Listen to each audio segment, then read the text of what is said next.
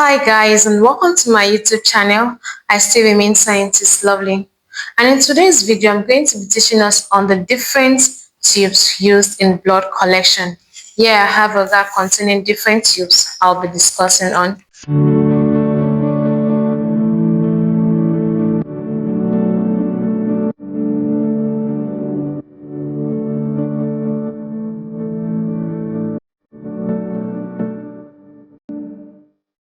And I've graded this tube into the non-anticoagulated tube and the anticoagulated tube.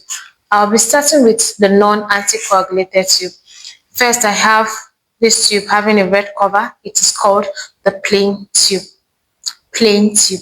It is called plain because it has no addictive or anticoagulant in it. As you can see, the tube inside of it is just plain. It is used to achieve serum. We all know serum to be the liquid part of the blood that is formed after the blood has formed clot.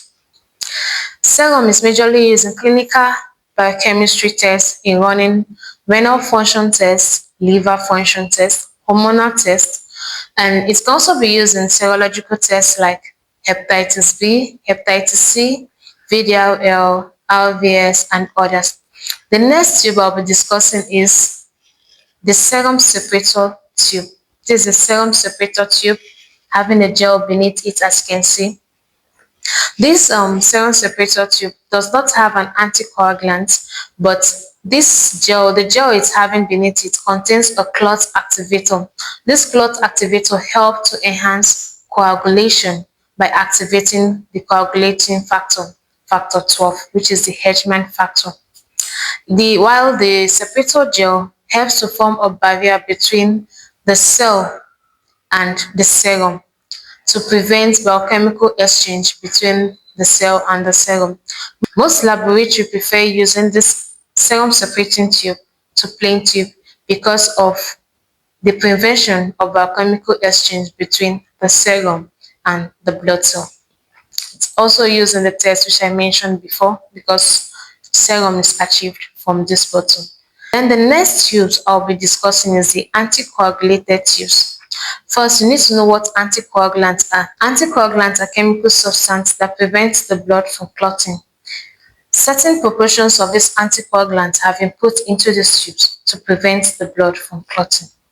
That's why it is recommended when collecting samples into these anticoagulated tubes, we should bear in mind the blood to anticoagulant ratio so as not to take sample exceeding the anticoagulant or sample below the anticoagulant.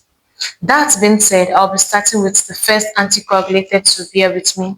This EDTA tube. EDTA is an acronym for the word ethylene diamine tetraacetic acid. It comes in two forms, the K2 and the K3. The K3 is more hyper or smaller compared to the K2, that is, it concentrates blood more compared to K2, and it appears in for the K2, it's more like a dry spread around the surface of the tube, and the K3 it comes in liquid form within the tube. This particular tube prevents blood from clotting by chelating calcium strongly.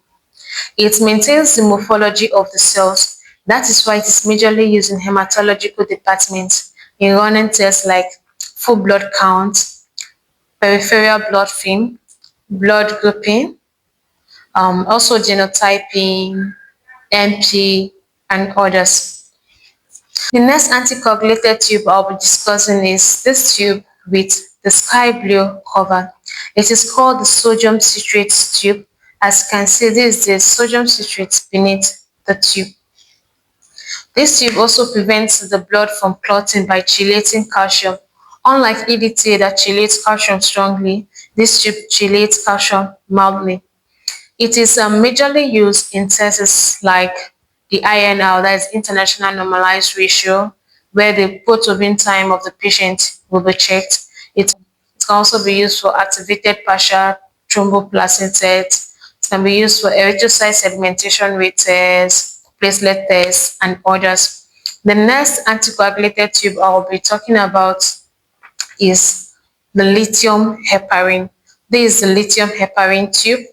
Lithium heparin tube prevents the blood from clotting by inhibiting thrombin formation. It also prevents blood fluidity.